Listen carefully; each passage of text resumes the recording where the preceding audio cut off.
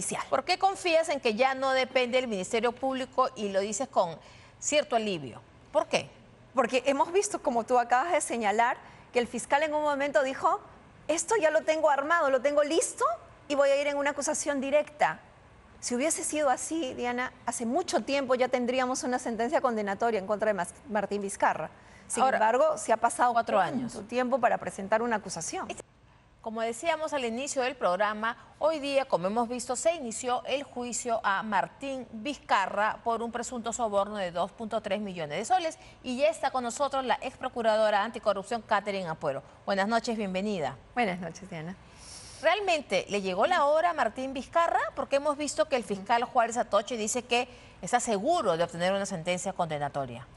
Yo también siempre he creído que en este caso existe muchísimo material probatorio que acredita la responsabilidad penal de Martín Vizcarra en graves hechos de corrupción, como es el delito de cohecho.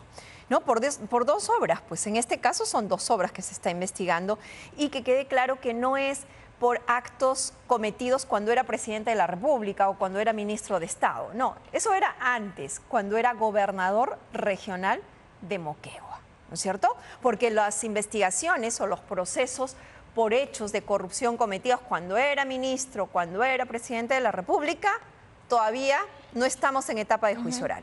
Este es el primer caso que vamos a entrar a juicio oral, bueno, que ya se inició, ya se instaló la audiencia de juicio oral, pese a todas las maniobras dilatorias de su abogado defensor, ¿no es cierto? Porque ellos fueron a la audiencia el día de hoy con el claro objetivo de impedir de que se inicie el juicio oral, de que se instale la audiencia de juicio oral.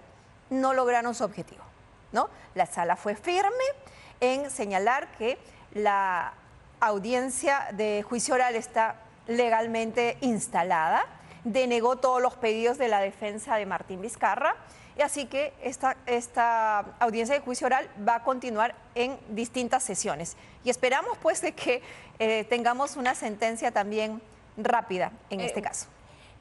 La doctora Ampuero dice claramente que este juicio es por delitos cuando fue gobernador de Moquegua. Entonces, tenemos un cuadro que explica claramente y detalla los delitos y las obras, para que tengamos claro que esto es de la época de que fue gobernador. Ahí lo tenemos, las claves del juicio oral contra Martín Vizcarra. Se le acusa de haber recibido 2.3 millones de soles en coimas cuando era gobernador regional de Moquegua. Y una es el proyecto Lomas de Hilo. Acusación, recibir 1 millón de soles de soborno, empresa involucrada, ICSA.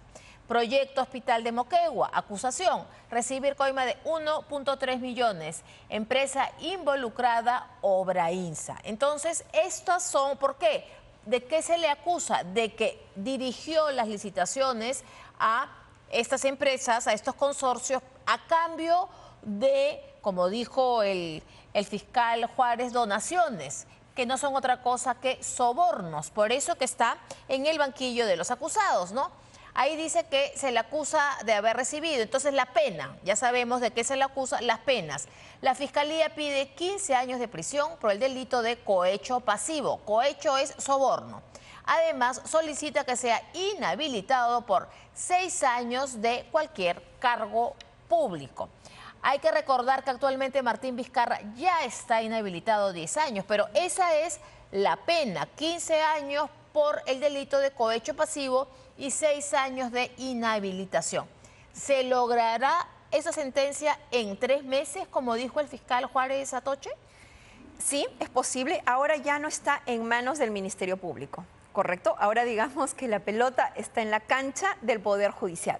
Es el Poder Judicial que, como lo hemos visto ahí, conformado por un colegiado de 3 magistrados, quienes dirigen la etapa de juicio oral. Ellos van a decidir con qué frecuencia se va a llevar las audiencias a cabo. Obviamente no puede prolongarse entre una y otra sesión más de 8 días. Así que no hay muchos acusados aquí, ¿no es cierto? Es él. Es él, nada más. Entonces no tiene por qué demorar mucho este proceso. Y la evidencia, fíjate que acá es importante determinar que son los representantes de las empresas quienes finalmente terminan echándole a Martín Vizcarra. ¿Y por qué digo echándole? Porque Ellos se han sometido al proceso de colaboración eficaz y han entregado la evidencia al Ministerio Público de cómo fueron las negociaciones irregulares, esas negociaciones ilícitas. Y la entrega, ¿no? Y la entrega de dinero. Que el chofer de Vizcarra, porque hay que decir que una de las empresas dice que el chofer de Martín Vizcarra va a la oficina y recoge un sobre con dinero. Así es. ¿No? Entonces, y también han hecho la geolocalización de los celulares. ¿Por qué? Porque él venía desde Moquegua, venía acá, a Lima, e iba a las instalaciones de la empresa a cobrar su coima también, ¿no? A la negociación también. Entonces, han hecho esa vinculación a través de los teléfonos celulares para determinar si estos colaboradores eficaces están diciendo o no la verdad. Si en las fechas que indicaban ellos, efectivamente, Martín Vizcarra estaba acá en Lima e iba a las instalaciones de estas empresas. Dicen que la coima no da factura, pero deja rastros, ¿no? Y estos rastros son los que han ayudado quizás al juez Juárez Atocha a construir el caso, ¿no? Y tratan de darle distintos nombres a la coima, Diana. Aquí, donaciones. Eso lo dice el fiscal. Dice riesgos operativos, ¿no? Sí. La coima en riesgos operativos. Finalmente, es coima, ¿no? Que se entrega. Y aquí ha sido determinante, y va a ser determinante para una sentencia condenatoria, la declaración de su ex amigo, compañero, cómplice, ya sentenciado por corrupción. Me refiero al exministro Hernández, que también lo acompañó en el gobierno regional de Moquegua. Y cuando él fue ministro, también, ¿no? Porque él llegó a ser ministro de Agricultura. Edmer Trujillo también lo acompañó. Exacto, pero quien se ha sometido al proceso de colaboración eficaz y tiene una sentencia por colaboración eficaz donde reconoce que él fue la persona que también se encargaba de cobrar las coimas, cuando él ya dejó de ser gobernador regional, las empresas todavía le tenían un saldo, ¿no? Todavía le debían, ¿no? De la coima pactada. Y quien se encargaba de cobrar esto era justamente el exministro Hernández. Hay que recordar que en el caso del hospital, antes, el mismo día que iba a dejar la gobernación de Moquegua, él hace que le paguen al consorcio casi todo el monto de la obra, cuando no correspondía, ¿no? Claro, es que estaba totalmente, no solamente direccionado para otorgar la buena pro, sino para beneficiarla económicamente con dinero ¿de quién? De todos los peruanos, ¿no? Dice el fiscal Juárez Atoche que están convencidos del caudal probatorio, que, bueno, por los proyectos de Lomas de Hilo, que se va a obtener una sentencia condenatoria, y ha dicho que en 3 o 4 meses. Pero a mí me preocupa, porque en el 2020, y ya me dirás, en el 2020... Juárez Atoche dijo que él ya tenía todo listo para acusar, es decir, para ir a juicio, y han pasado 4 años. Sí, incluso dijo que iba a ir... echar la culpa a la pandemia, porque esto fue superada la cuarentena. Y ojo, incluso dijo que iba a ir en acusación directa. Así es. ¿Por qué? Porque ya tenía todo el material probatorio, ¿no? Pero sin embargo hizo un proceso normal, regular, 4 años. con los tiempos normales, ¿no? Y más todavía. Pero ahora yo confío en eso, ¿por qué?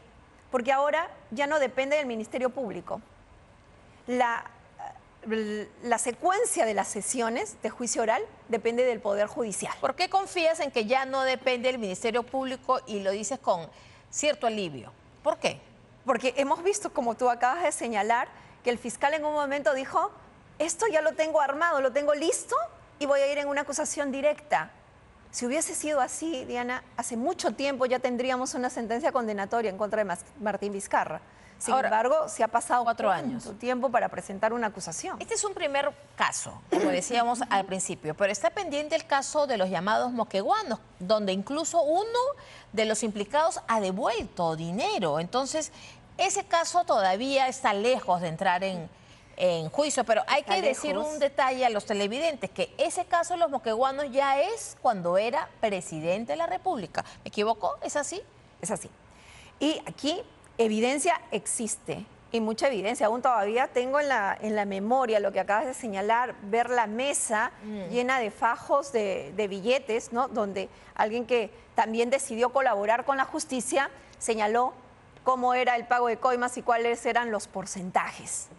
Yo espero que en esta ocasión, esto de los moqueguanos, pues no demore tanto el proceso penal, ¿no es cierto? Y todavía tenemos, por ejemplo, el caso de Richard Swim también, que es algo donde él utilizó su cargo de presidente de la República, sus influencias como presidente de la República, para llamar a sus ministros de Estado y para que le den trabajo a su amigo Richard Swim. Esto también es parte de otra investigación donde incluso escuchamos a Martín Vizcarra cómo inducía a su personal que trabajaba en Palacio para que le mienta al Ministerio Público. Obviamente en clara obstrucción de la labor del Ministerio Público, que es la averiguación de la verdad.